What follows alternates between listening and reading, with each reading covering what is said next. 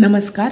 टीच with शान्वीमध्ये तुम्हा सर्वांचं मनापासून स्वागत. आजच्या व्हिडिओमध्ये आपण पाहणार आहोत ऑट टू हे एक मोडल वर्ब आहे. हे आपल्या सगळ्यांनाच माहिती आहे. आणि ऑट टूचा अर्थ होतो पाहिजे. मग ऑट टू कधी वापरलं जातं तर ज्यावेळी आपल्याला एखाद्या नैतिक कर्तव्यांबद्दल बोलायचं असेल त्यावेळी ऑट टू वापरलं जातं. या व्यतिरिक्त ज्यावेळी आपल्याला एखाद्याला त्याच्या जबाबदारीची जाणीव करून द्यायची असेल किंवा जबाबदारीशी रिलेटेड एखादं वाक्य असेल तर त्यावेळीसुद्धा आपण ऑट टूचा वापर करत असतो. तर ऑट टूचा वापर करत असताना त्यापासून वाक्य बनवताना ते वाक्य कसं बनवायचं तर त्यासाठी हे एक सूत्र आहे जे तुम्ही लक्षात ठेवायचं आहे. सगळ्यात पहिल्यांदा सब्जेक्ट प्लस ऑट टू प्लस V1. V म्हणजे वर्बचं पहिलं रूप. V1 म्हणजे वर्बचं पहिलं रूप म्हणजेच मूळ क्रियापद आणि त्यानंतर ऑब्जेक्ट. या पद्धतीने वाक्य बनवायचं असतं. तर ही ऑट टूपासून जी काही वाक्य बनवली जातात ती कशा पद्धतीची असतात ते आपण आजच्या व्हिडिओमध्ये पाहणार आहोत. व्हिडिओ सुरू करण्यापूर्वी तुम्हा सर्वांना एक रिक्वेस्ट आहे की तुम्ही जर माझ्या चॅनलवर नवीन असाल किंवा माझ्या व्हिडिओ पाहत असाल पण चॅनलला अजून सबस्क्राईब केलं नसेल तर प्लीज माझ्या चॅनलला सबस्क्राईब करा. आणि व्हिडिओ जर तुम्हाला आवडली त्यातून तुम्हाला काही नवीन शिकायला मिळत असेल तर व्हिडिओला लाईक शेअरसुद्धा नक्की करा. चला तर मग व्हिडिओला सुरुवात करूयात.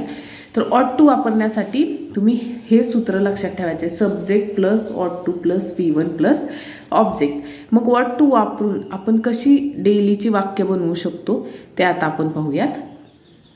आता पहिलं वाक्य आपण घेतलं आहे, आपण आपल्या पालकांचा आदर केला पाहिजे. आता या वाक्यांवरूनच तुमच्या लक्षात येईल की नैतिक मूल्य असतात काही. आपण आयुष्य जगत असताना समाजामध्ये वावरत असताना काही नैतिक मूल्य आपण फॉलो करत असतो. त्यामधलंच हे एक नैतिक मूल्य आहे की आपण आपल्या पालकांचा आदर केला पाहिजे. तर या प्रकारची नैतिक मूल्य दाखवणारी वाक्य ही ऑट टूनी बनवलेली असतात. कशी ते आपण पाहूयात. चला तर सुरुवात करूयात. आपण आपल्या पालकांचा आदर केला पाहिजे. तर आपणसाठी आपण काय वापरतो उई हा झाला आपला सब्जेक्ट. त्यानंतर आपण काय यूज करायचं आहे ऑट टू. ऑट टूचा अर्थ होतो पाहिजे. आपण आपल्या पालकांचा आदर केला पाहिजे. We ought to. आदर म्हणजे काय रिस्पेक्ट. रिस्पेक्ट कोणाचा आपल्या पालकांचा म्हणून आवर पॅरेंट्स.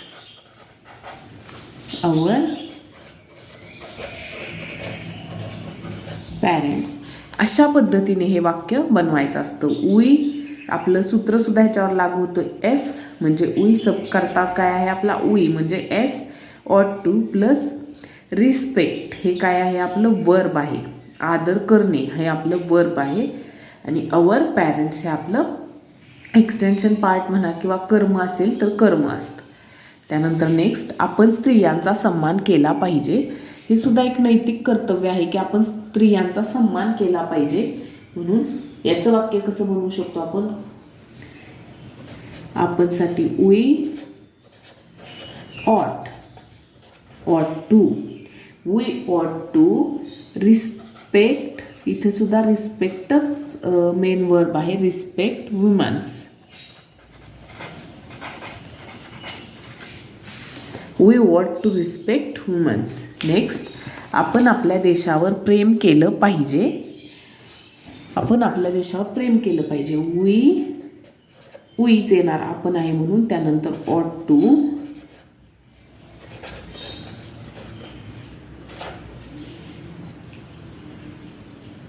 प्रेम केलं पाहिजे. प्रेम म्हणून प्रेमसाठी काय तर लव. कशावर आपल्या देशावर. लव अवर कंट्री.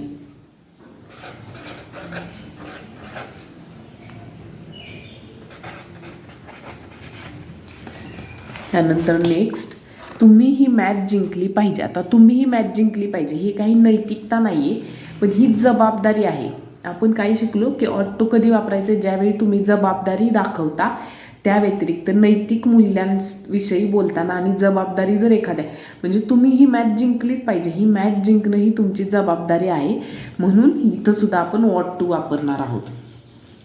तुम्ही जर जनरली बोलत असता की तू ही मॅच जिंकली पाहिजे तुम्ही ही मॅच जिंकली पाहिजे तर शूडसुद्धा आपण वापरू शकलो असतो. जसं की you should win the match. पण ही जिंकली पाहिजे, ही जर जबाबदारी असेल तर यावेळी तुम्ही इथं ought to वापरायचं आहे. म्हणून तुम्हीसाठी वापरणार आपण यू ought to. काय? जिंकली, जिंकणे हे मेन वर्ब आहे म्हणून टूच्या पुढे वर्बचं नेहमी मूळ रूपच वापरायचं असतं. म्हणून you ought to win the match. Next, रामला घरी असलं पाहिजे. राम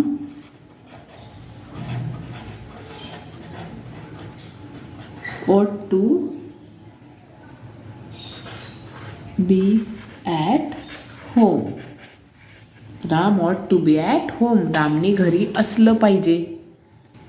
नेक्स्ट आहे आपण मोठ्यांच्या आज्ञेचं पालन केलं पाहिजे.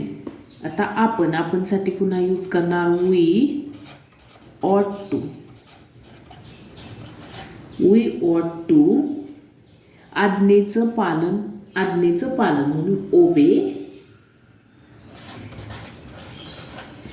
कोणाच्या? आपल्या मोठ्यांच्या म्हणून आवर एल्डर्स.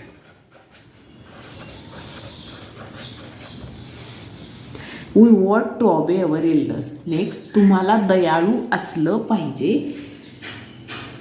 तुम्हालासाठी वापरणार यू. आता तुम्ही सुद्धा वाक्य बनवू शकत असाल तुमच्या मनाने नक्कीच, कारण एकदम साध्या पद्धतीने मी तुम्हाला सांगितलेलं आहे की वाक्य कसं बनवू शकता तुम्ही. यू ought to कसं असलं पाहिजे? टूच्या पुढे नेहमी आपल्याला क्रियापद लिहायचं असतं. ought to be kind. Kind म्हणजे दयाळू. नेक्स्ट, आपल्याला कठोर मेहनत घेतली पाहिजे. आपल्यासाठी वापरणार वी ought to. आता काय? कठोर मेहनत केली पाहिजे. केलीसाठी do. We ought to do काय? कठोर मेहनत, हार्ड वर्क. त्यानंतर नेक्स्ट आहे तुला तिची मदत केली पाहिजे.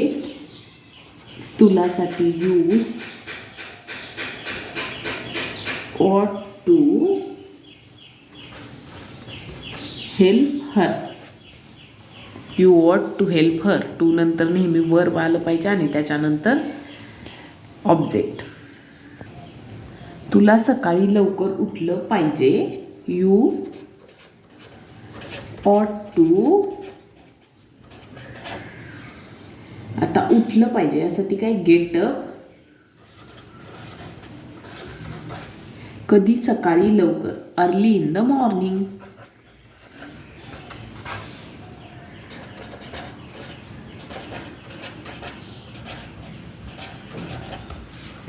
नेक्स्ट, आपल्याला पैसे वाचवले पाहिजेत.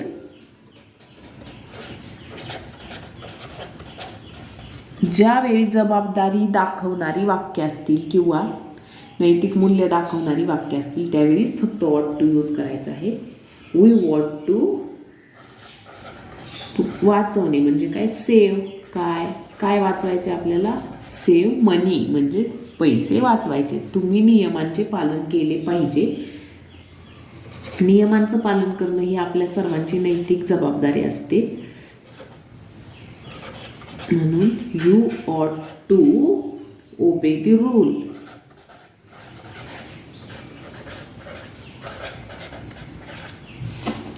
नेक्स्ट, तुम्ही तुमची जुनी कार विकली पाहिजे.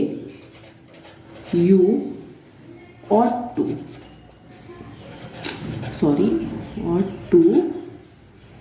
आता विकणे यासाठी काय? Sell off your old car.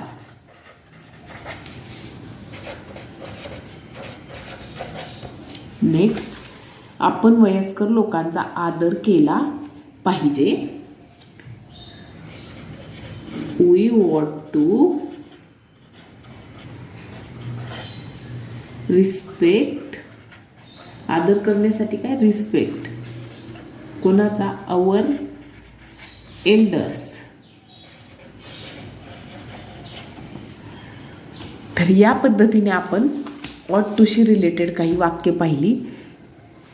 ती कशी बनवायची, त्यासाठी कोणतं सूत्र वापरायचं ते पण आपण पाहिलं. तुम्हाला जर हा व्हिडिओ आवडला असेल तर व्हिडिओला लाईक करा आणि शेअर करा. धन्यवाद.